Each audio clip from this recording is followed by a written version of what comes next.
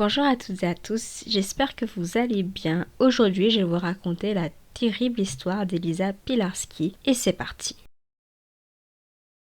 Elisa Pilarski est une belle jeune femme de 29 ans. C'est une Béarnaise, je ne sais pas si je prononce bien, mais en gros, ce sont les habitants de Béarn qui se situent dans les Pyrénées. Elle est en couple avec Christophe Ellul et elle semble filer le parfait amour. Le couple en ce moment est aux anges car Elisa attend un heureux événement. Elle est enceinte de 6 mois. Le couple est aussi fan des chiens et il possède 5 chiens dont un nommé Curtis. En fait, ils partagent cette passion et comme par hasard, ils se sont rencontrés à un concours canin. Ils ont pour projet de s'installer dans le sud de la France afin de commencer une nouvelle vie de famille. Donc tout s'emballait super bien pour eux. Nous sommes le 16 novembre 2019, c'est une belle journée. On est dans l'après-midi et Elisa décide d'aller se promener en forêt, plus précisément à la forêt de Retz qui se situe dans l'Aisne, en Picardie. Elle est avec son chien Curtis et ensemble ils profitent de l'air frais. Elle est habituée à cet endroit, elle se promène souvent seule avec ses chiens là-bas. Et elle marche dans les bois et tout d'un coup, elle commence à être prise de panique. En fait, elle vient de se rendre compte que près d'elle, il y a une chasse à courre. Une chasse à courre, c'est une façon de chasser qui consiste à poursuivre un animal sauvage par une meute de chiens qui le courent après jusqu'à le tuer ou le perdre. Et cette chasse, elle est organisée par une association qui s'appelle le Rallye de la Passion. Et il y a 17 cavaliers. Et Elisa, elle voit qu'elle est entourée de beaucoup de chiens et elle tient fermement Curtis, qui commence à s'agiter. Très angoissée, elle contacte son époux afin de lui expliquer sa situation et de lui faire part de ses craintes. Elisa ne se sent pas en sécurité et elle souhaite que Christophe la rejoigne. Et Christophe Ellul, à ce moment-là, en fait, il a son travail qui se situe à l'aéroport de Roissy-Charles de Gaulle. Il décide donc de rejoindre sa compagne afin de la rassurer. Il arrive à la forêt de Retz vers 15h et là, il trouve le 4x4 de sa compagne. Il crie le prénom de sa copine à plusieurs reprises, mais pas de réponse. Il fouille les lieux, il regarde un peu partout et là-bas et là, il croise les chiens de chasse. Puis un cavalier. Il appelle alors son chien Curtis et il le voit arriver. Et en fait, Curtis, il est très agité, il aboie très fort et il se met à courir. Christophe décide alors de le suivre et Curtis l'emmène vers un ravin. Christophe se penche et regarde Curtis et là, il le voit en train de faire le tour de quelque chose. Et pour Christophe, cette chose, ça ressemble à un tronc d'arbre. Mais il voit que Curtis continue de rester à cet endroit précisément. Christophe descend alors afin de récupérer son chien. Mais en s'approchant de lui, il tombe sur une vision d'horreur. Il se rend compte avec effroi que ce n'est pas un tronc d'arbre qu'il a vu, mais le corps d'Elisa. Il est devant une véritable boucherie. Elisa a le corps en partie dévoré, elle n'a plus de vêtements, son cuir chevelu a été arraché, ses bras étaient en croix et il y a du sang partout. Les chiens l'ont torturé. Ils se sont défoulés sur le haut de son corps principalement et la seule partie qui est encore intacte sur son corps, ce sont ses pieds.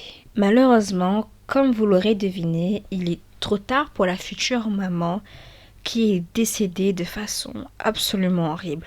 Christophe, lui, il est terrifié et il est traumatisé. Il se sent impuissant. Il attrape son chien et il court à sa voiture et là, il va chez ses voisins. Il a besoin d'aide et surtout, il a besoin d'être entouré car il vient de voir quelque chose d'absolument affreux. Une fois chez ses voisins, ils appellent immédiatement les gendarmes. Christophe, là, sa vie de famille vient d'être brisée et il est sous le choc. Christophe, en parallèle, doit annoncer à la famille d'Elisa la tragique nouvelle. Et quand ils l'apprennent, ils sont horrifiés et dévastés. Sandrine, la belle-sœur d'Elisa, va dire à ce propos les mots suivants. « Mon frère m'a appelé quand il a découvert le corps de ma belle-sœur, en me disant « Elisa est morte, elle a été mangée. » Et quand je suis arrivée sur les lieux, il y avait la gendarmerie, le SAMU. Mon frère a été pris en charge. Ils attendaient absolument ce bébé, ils étaient tellement contents et on leur a enlevé 2 vies. Les gendarmes sont dépêchés sur place et ils ne peuvent que constater le tragique accident.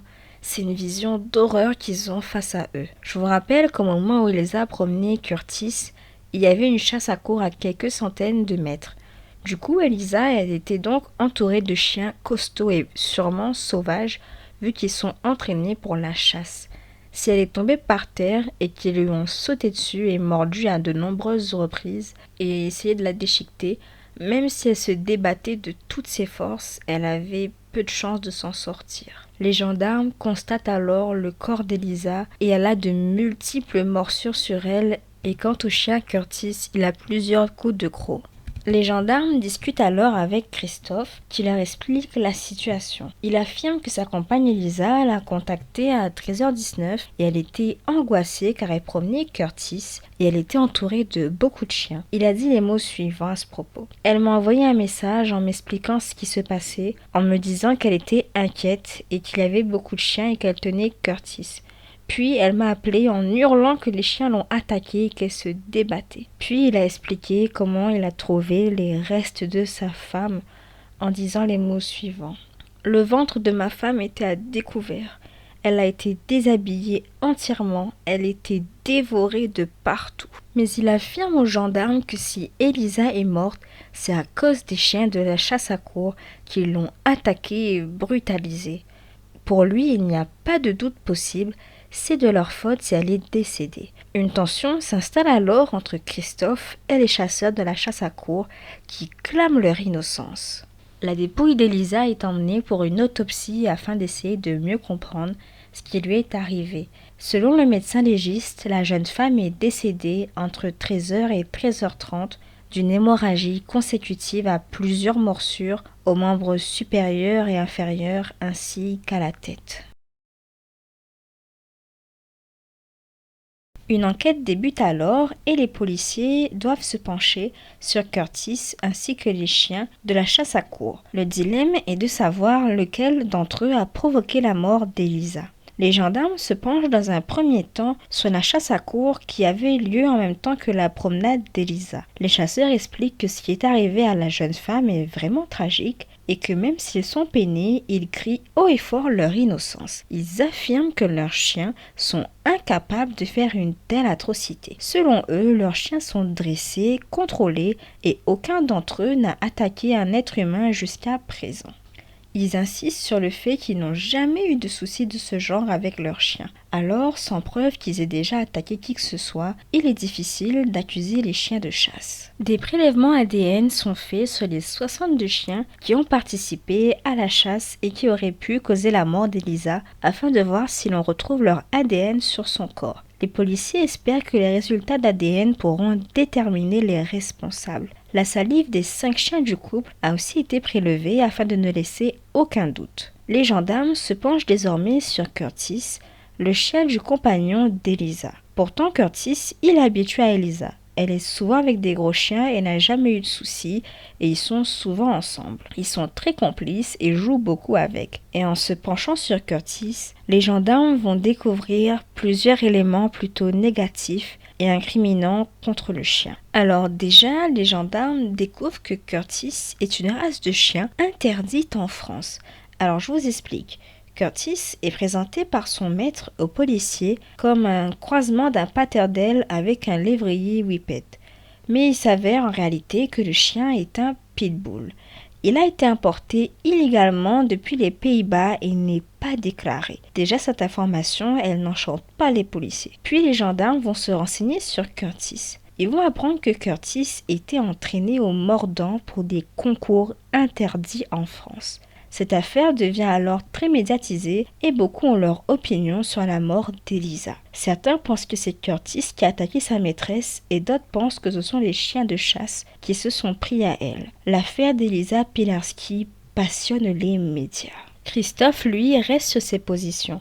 Il défend coûte que coûte son chien et continue de croire à la culpabilité des chiens de chasse. De leur côté, l'association Le Rallye de la Passion se défend et se dit non responsable de la mort d'Elisa. Elle affirme qu'aucun de leurs chiens ne présente de morsure. Or, s'ils s'étaient battus avec Curtis, ils en auraient eu. Mais l'association Abolissons la vénerie aujourd'hui a exposé une théorie plutôt intéressante que je souhaite présenter tout de suite. Pour eux, il y a eu une altercation entre Curtis et les chiens de chasse. Mais Curtis avait une muselière et il n'arrivait pas à se défendre. Elisa a voulu le sauver et les chiens de chasse l'ont alors attaqués et dévorés. N'oublions pas que ce sont des chiens de chasse, ils ont l'habitude d'être agressifs et de dévorer. Cette théorie me semble donc assez plausible. Les résultats de l'analyse d'ADN finissent par tomber et elles incriminent Curtis. En fait, aucun ADN des 62 chiens de chasse à courre qui étaient présents sur les lieux ne sont retrouvés sur le corps d'Elisa.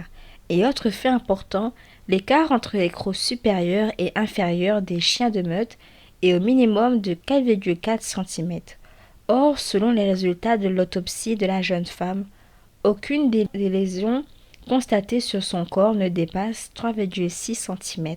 Et cette mesure correspond à l'écart entre les crocs supérieurs et inférieurs de Curtis. Autre fait étrange également est qu'apparemment les horaires de la chasse et ceux de la promenade d'Elisa ne correspondent pas réellement ensemble. En même temps, la justice a demandé un rapport d'expertise à 2 vétérinaires face aux analyses des morsures, et celui-ci est rendu public. Dedans, on peut y lire les mots suivants. Le chien Curtis est l'unique auteur des morsures ayant causé le décès. Les morsures individualisables sont compatibles avec la mâchoire de Curtis et non celle des chiens de chasse. Bon, autant vous dire qu'à ce stade de l'enquête, tout pointe du doigt Curtis. Je vous propose alors de revenir un peu sur l'histoire de Curtis. Christophe Ellul a adopté Curtis à l'âge de 3 mois dans un chenil aux Pays-Bas et sa race est réputée comme dangereuse. Mais Christophe a tout fait pour l'éduquer. Il l'a fait courir sur des tapis de course, il l'a entraîné au saut de longueur. Il a fait des entraînements intensifs, ce qui l'a fait rapporter la majorité des concours canins. Il est aussi dressé au mordant, comme je l'avais dit, et il a comme particularité de mordre longuement tout objet qui serait à sa portée. Les experts ont également examiné le comportement de Curtis et ils écartent la théorie selon laquelle il aurait défendu la victime contre les chiens de chasse. En fait, il n'y a aucune trace des pattes de chien de la meute autour du corps d'Elisa, aucune blessure des chiens de chasse qui montrerait un combat, et les blessures qui sont présentes sur Curtis ne sont pas compatibles à une morsure de chien, mais on dirait plutôt qu'elle a été faite par lui-même en essayant d'arracher sa muselière. Et les analyses d'ADN confirment l'avis des experts puisque seul l'ADN de Curtis a été retrouvé sur le corps d'Elisa. Mais Christophe Ellul continue coûte que coûte de défendre son chien. Suite à l'enquête, Curtis a été transféré à la SACPA en Haute-Garonne. La SACPA, ça signifie Service pour l'assistance et le contrôle du peuplement animal. Et là-bas, elle est dans une cellule de 10 mètres carrés. Et avant son transfert en novembre 2019, il aurait apparemment mordu au bras et à la jambe une bénévole du refuge. Cette bénévole a déclaré les mots suivants à propos de cette attaque. Il m'a sauté dessus au niveau de la poitrine. Je le repousse et c'est à ce moment qu'il m'attaque au niveau de la jambe et ne veut pas me lâcher. La seule chose dont je me souvienne, c'est d'avoir hurlé et de m'être dit qu'il allait me tuer. La douleur était vraiment intense. Et depuis, Curtis réside dans ce chenil en attendant son sort. Il faut savoir que s'il est reconnu coupable juridiquement, dans la mort d'Elisa, il sera euthanasié. En décembre 2019, une cagnotte est lancée sur Internet dans le but de récolter de l'argent pour assurer sa défense et elle rapporte 7 000 €. Alors que l'affaire semble bientôt être bâclée vu que tout montre que c'est Curtis qui a attaqué Elisa, il y a un nouveau rebondissement qui va vraiment mettre les choses dans une perspective assez étrange. Le 4 novembre 2020, Christophe Ellul est mis en cause par le procureur de la République et une information judiciaire est ouverte pour homicide involontaire par maladresse, imprudence, inattention, négligence ou manquement à une obligation de prudence ou de sécurité imposée par la loi ou le règlement résultant de l'agression commise par les chiens. Christophe clame l'innocence de Curtis. Et face à ça, Christophe clame son innocence. Le 4 mars 2021, il est mis en examen pour homicide involontaire et il est placé sous contrôle judiciaire. Il lui est alors interdit d'entrer en contact avec la famille d'Elisa. Le 29 mars 2021, il est convoqué pour une confrontation avec la famille d'Elisa Pilarski afin de s'expliquer. En fait, le téléphone d'Elisa a été analysé peu après sa mort et les policiers ont trouvé dans son téléphone une vingtaine de photos qu'elle a prises de Curtis le jour du drame de 13h06 à 13h11, soit quelques minutes avant sa mort tragique. Et sur ces images, on voit Curtis sans muselière. Or, Christophe a toujours affirmé que son chien en portait une ce jour-là. Et la défense de Christophe reposait sur le fait que Curtis avait sa muselière et donc il ne pouvait pas attaquer Elisa. Et face à ces éléments, la famille d'Elisa est complètement bouleversée et surtout, ils sont sceptiques. Et ils commencent à accuser Christophe d'avoir voulu maquiller la scène du drame en y déposant la muselière d'un autre chien. En effet, il y avait une muselière sur place. Il se pourrait donc qu'il ait emmené une muselière là-bas pour faire croire que c'était celle de Curtis. Pour la famille d'Elisa, Christophe tente de dissimuler des éléments afin de ne pas être tenu responsable. Puis, un autre fait plutôt incriminant est dévoilé. Vers 13h19 ce jour-là, Elisa a envoyé un message de détresse à Christophe. Et lorsqu'il a pris la route pour lui venir en aide, il lui a envoyé un SMS disant « Je le fais piquer ». Ce SMS en dit long et incrimine directement Curtis. Il est la preuve que Christophe savait son chien dangereux et il reconnaît indirectement que c'est son chien qui du coup est à l'origine du décès de sa femme. Mais lorsque l'on confronte Christophe à tous ces éléments incriminants, il reste muet et il ne dit rien du tout. Alors jusqu'à l'heure, la famille d'Elisa attend des explications concrètes de la part de Christophe et nous aussi on attend des réponses sur la conclusion officielle de cette affaire. C'est tout pour cette histoire criminelle pour aujourd'hui et j'aimerais avoir vos avis sur cette terrible affaire. Alors bien sûr, toutes mes pensées vont à la famille d'Elisa qui doit vivre une situation absolument tragique. Et j'espère qu'ils vont trouver la force de se battre, surtout pour avoir des réponses. Enfin, j'espère qu'ils vont obtenir des réponses à ce qu'ils attendent et qu'ils vont pouvoir faire leur deuil, même si c'est absolument terrible ce qui est arrivé à Elisa. Et j'espère qu'Elisa Pilarski repose en paix. Elle et son bébé, vu que du coup, tous les deux sont décédés. Moi, tout ce que j'ai à dire, c'est que cette histoire m'a profondément choquée. La mort d'Elisa, elle est atroce, c'est une fin absolument terrible. Et surtout, quand on pense qu'elle adorait les chiens, j'ai envie de croire que Curtis est innocent, mais au vu des preuves, c'est difficile d'y croire. Mais je n'arrive pas à comprendre pourquoi subitement il se serait pris à sa maîtresse. Mais je pense que s'il a vu les chiens, il devait être agité et sur le coup, il n'a pas dû comprendre. Enfin, je ne sais pas. Honnêtement, je ne sais pas. Et ces nouveaux éléments à l'encontre de son compagnon Christophe sèment encore plus de doutes. Donc je suis mitigée. Je pense que Christophe savait que son chien était très dangereux, mais il n'aurait jamais cru qu'il s'en prendrait à sa compagne Elisa. Et il se retrouve aujourd'hui confronté aux actions de son chien.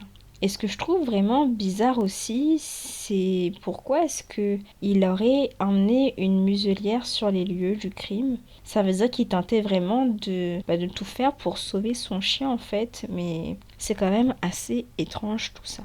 Quoi qu'il en soit, n'hésitez pas à me donner vos avis en commentaire surtout, c'est ça qui m'intéresse. Et cette histoire, elle est vraiment tragique parce que quand même si Curtis est reconnu coupable, il va être euthanasié, donc c'est vraiment tragique. Et c'est comme si que Christophe, il va se retrouver à perdre tout ce qu'il avait de plus cher. Si cette vidéo vous a plu, n'hésitez pas à aimer, commenter, partager. Et je vous dis à la prochaine fois dans la prochaine vidéo. Portez-vous bien, gros bisous et à bientôt.